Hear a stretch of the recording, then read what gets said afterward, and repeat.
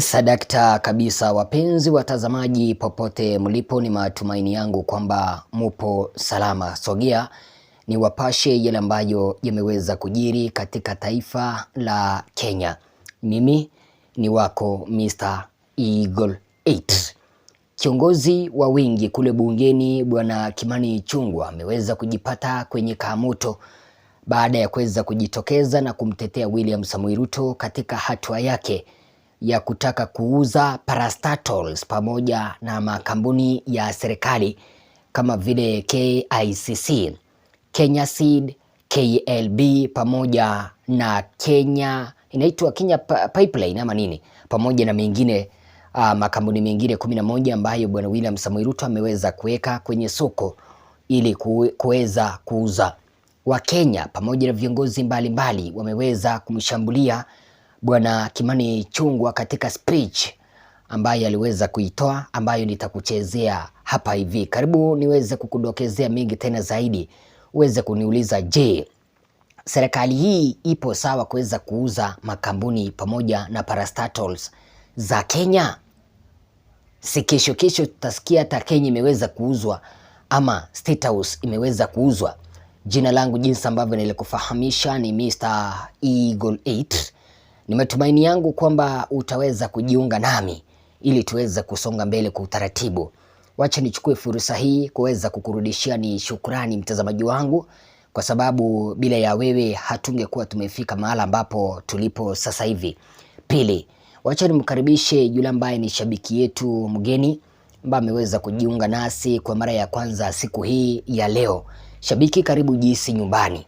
Cha pili, kile ambacho na kuomba ewe mgeni, chukua sekunde yako 1-2 uweze kupiga subscription. Ukishapiga subscription mtazamaji wangu, bonyeza kengele, alafu kila kitu kitakuwa mahala pake, yani mambo yatakuwa shwari kabisa. Na nielewa kipindi ambapo natusemeza, tuambie eneo ambalo ulipo. Bwana Kimani Ichung'wah ambaye aliweza kuchaguliwa na William Samoei Ruto kwamba yeye ndiye kiongozi wa wengi kule bungeni kuwakilisha mrengo wa serikali, ameweza kujipata kwenye kamoto. Hii ni baada ya kuweza kutetea hatua ya serikali kuuza parastatals pamoja na kampuni za serikali, yani kuweza privatization. Unakuta kwamba ni ile harakati ya serikali maybe imeweza kuona iwezi kameke faida, iuze kuelekea kwa mtu binafsi. Na nielewa, yani inauza makampuni ya serikali kuelekea kwa watu binafsi. Hiyo ndio hatua sasa William Samoei Ruto anataka kuuza makampuni 11 ya serikali kuelekea kwa watu binafsi, kwa wawekezaji binafsi, kwenye hatua ambayo imeweza kukejeliwa na Wakenya wakisema kwamba mbona kipindi cha Uhuru Kenyatta yeye kuweza kuuza zile kampuni kama KICC, Kenya Seed, Kenya Pipeline pamoja na KLB na zingine, mbona yeye chini ya mwaka moja ameweza kukopa madeni na sasa hivi anataka kuuza makampuni pamoja na parastatals za Kenya. Wakenya wengi kama vile wakili Miguna ameweza kumuonya vikali Bwana Kimani Ichung'wah kwa kuweza kutetea serikali katika hatua ya kuuza kampuni hizo pamoja na parastatals.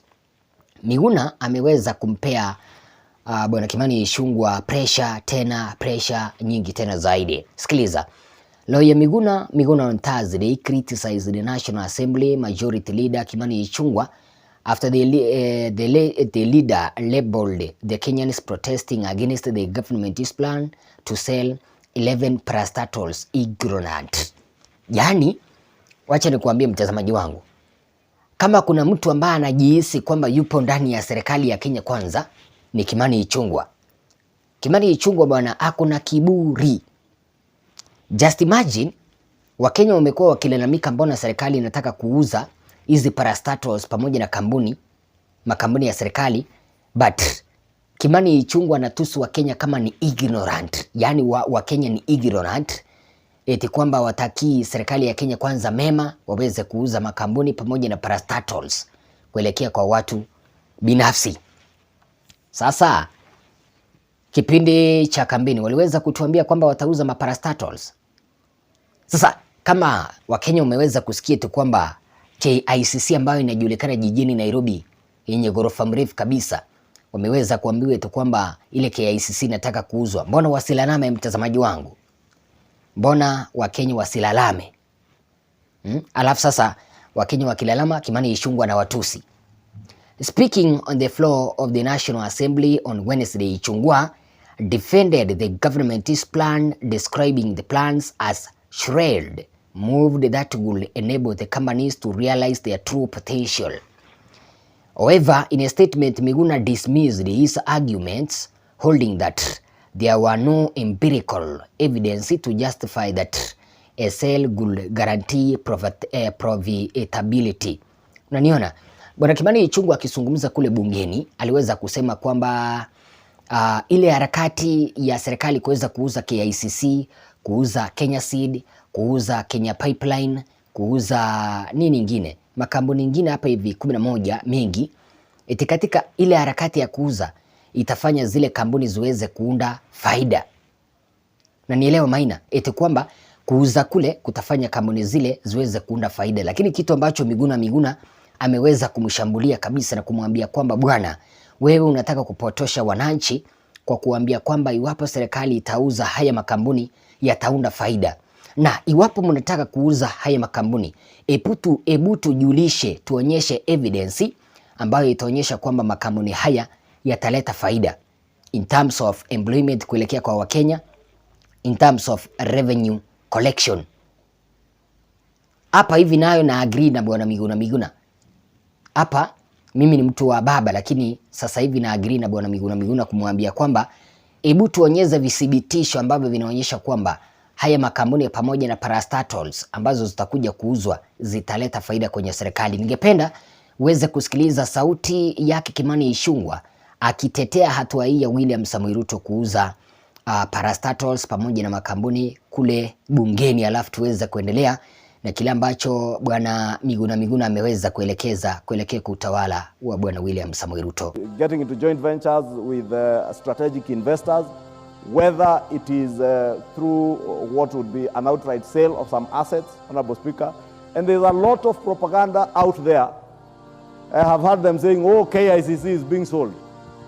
Honorable Speaker, KICC today, 90% of the tenancy at KICC, I think, is Parliament, paying peanuts because it's a government to government. But this is a prime location in our CBD. A prime location, Honorable Speaker, if KICC was, for instance, to be leased to a hotel chain, a chain of hotels that can run, those who have the expertise and the private sector expertise to run conferencing facilities and hotels, convert the whole building into a hotel, for instance. You can imagine the amount of money government would be able to generate, rather than wait for myself and yourself, Honorable Speaker, to get small corner offices there and Parliament pays peanuts, or government ministries who never pay because it's government to government. KICC, I'm certain, owes other government agencies money. They owe parking fees. I've seen city council of Nairobi claiming parking fees from them. Kenya Power, Honorable Speaker. Therefore, all the negative propaganda that is being propagated in line with what we have done here with the Privatization Act, Honorable Speaker, people must know, those who are propagating this negative propaganda, that government assets are being sold for a song, or there are certain deals anywhere. The law we passed is very clear on the process of divestiture, how you identify what assets government will divest from, how you will divest, whether it's through initial public offering, like was done with Safaricom or Kengen, Honorable Speaker, in the years gone, or whether it is through the input of a strategic investor, or whether it is leasing, like we said with the sugar companies in Western Kenya and parts of Nyanza, and elsewhere, Honorable Speaker, that you will lease, you will not sell off those assets, Honorable Speaker, so that Kenyans are able to derive value. Investments may be difficult for many people. Don't go there. So, Honorable Speaker, Uchumi is an investment in Kenya. And Honorable Speaker, allow you to insinuate anything against Honorable Mwinyi. You are doing very well. It is a chair of finance who is insinuating things from my back. I hope the Hansard is not capturing what he's saying, because I can hear him saying certain things about finance and law, Honorable Speaker. But I was saying, it is divestiture, investments, all these things are related, and that's why I veered off, Honorable Speaker, to speak about divestiture through privatization, because uchumi, government has shareholding, substantial shareholding in uchumi, and therefore we cannot afford to lose money as people focus on all the wrong things using negative propaganda. People are focusing on KICC. We have a hotel next to us here, what is it, Intercontinental, that died with COVID. Hilton Hotel. Government has shares in all those assets. Honorable Speaker, you may need to ask yourselves, would that hotel probably be better off being utilized by Parliament than this parliamentary tower that we have built for close to 15 years now? Honorable Speaker, I beg to support, and we must be unequivocal, Honorable Speaker, that the National Treasury must act and ensure that that property is not sold for a song. Thank you, Honorable Speaker. Nadhani kwamba mtazamaji wangu umekwisha sikiliza na umeelewa kabisa. Sasa upande mwingine, Bwana Miguna ameweza kumwambia kwamba ameweza kumwambia Kimani Ichung'wah kwamba nataka uweze kutuonyesha iwapo makampuni haya yataunda faida, na akaweza kupea serikali kitu cha kufanya badala ya kuweza kuuza makampuni haya. Nikiweza kumnukuu Bwana Miguna akaweza kuandika hivi: government is all over the world run profitable hotels, banks and other enterprises. Nothing stops the government from leasing KICC space to private enterprises at a profit. However, ownership must remain public, Miguna said in a statement. Very nice. Very nice. And what about, okay, wacha ni kuexplain venye Miguna amesema. Amesema kwamba duniani kote tunaona yani serikali ambazo ziko mamlakani, iwe ni Kenya, Tanzania, iwe ni Uganda, iwe ni Amerika, wanamiliki parastatals pamoja na makampuni, kama jinsi ambavyo Kenya ilikuwa inamiliki KICC, ilikuwa inamiliki Kenya Seed, ilikuwa inamiliki KLB. Na nielewa hizi ambazo serikali inataka kuprivatize.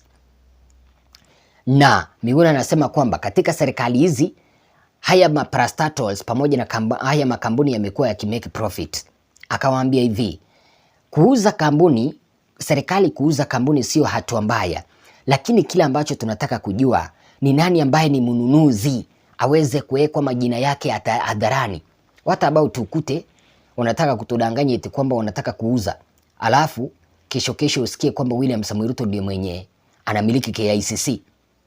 Sio ni kumaanisha ata transfer tu ownership badala ya kuweza kupeana pesa.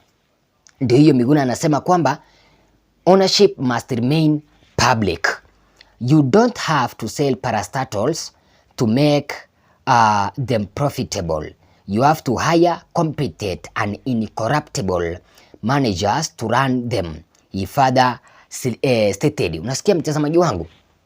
Huyu ni Miguna aliweza kusema many private companies have collapsed due to mismanagement. It's financial illiterate to argue that privatization makes anything profitable.